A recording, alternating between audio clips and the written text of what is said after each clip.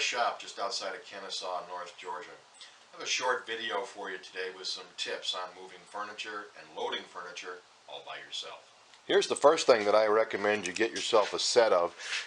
They're fairly expensive. They're about $6 a piece, and obviously you need them in sets of 4. But these are called cups, and these are perfect for moving tables or dressers or chest of drawers that have pointed legs. You just set the legs right in here, and then the piece will move. So these are really, really helpful. I have about 4 sets of these. You can get them at either Harbor Freight or Northern Tool. Like I say, I think they're about $6 a piece, but Harbor Freight has them on sale once in a while. The ones from Harbor Freight are a little bit bigger, and frankly, I like these better than the Harbor Freight ones. These are from Northern Tool. The next thing you must have are some of these 4-wheel dollies.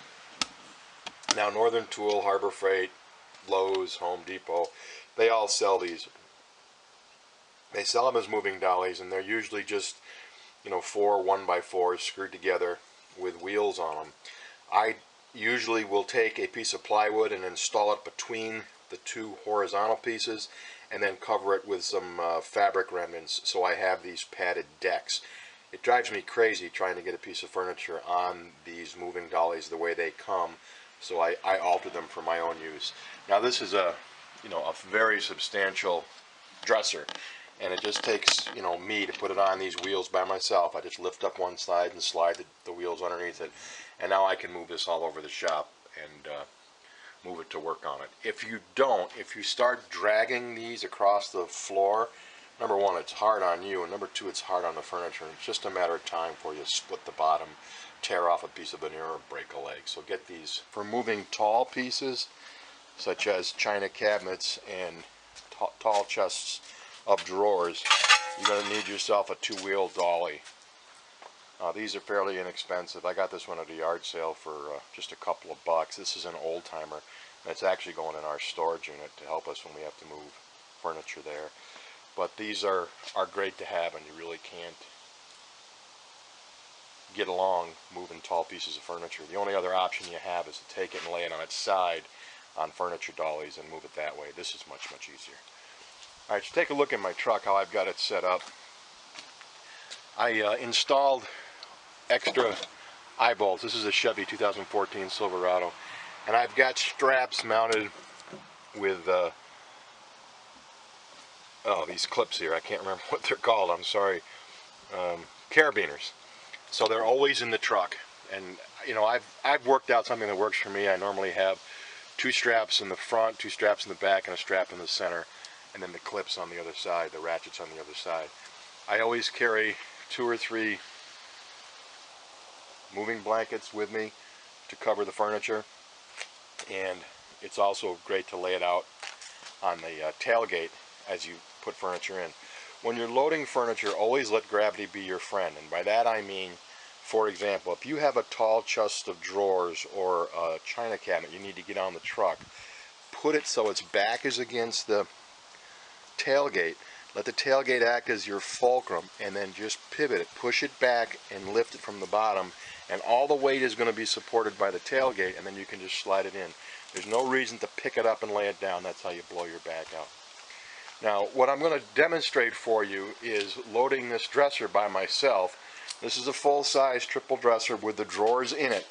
Another tip for you, believe it or not, if you have to move furniture by yourself and you don't have access to these helping things, if you take the drawers out, it makes a huge difference in the weight. Loading the carcass of this is relatively easy with the drawers out, and although the drawers don't seem like they weigh that much, they really truly do. And then finally, here's my secret weapon. I've talked about it in the past in a number of videos. This is a hydraulic lift table. This one is from Harbor Freight. This is the 1,000-pound capacity one. This is the one you want. Don't get the 500-pound capacity because the lift is not as high and it's not built as substantially. And what this table does is it allows you, using your foot, to jack it up. And it'll come up to 30-some inches. I can actually get it even with the tailgate of my truck. So it's great for lifting furniture up onto the truck. It's great for unloading furniture.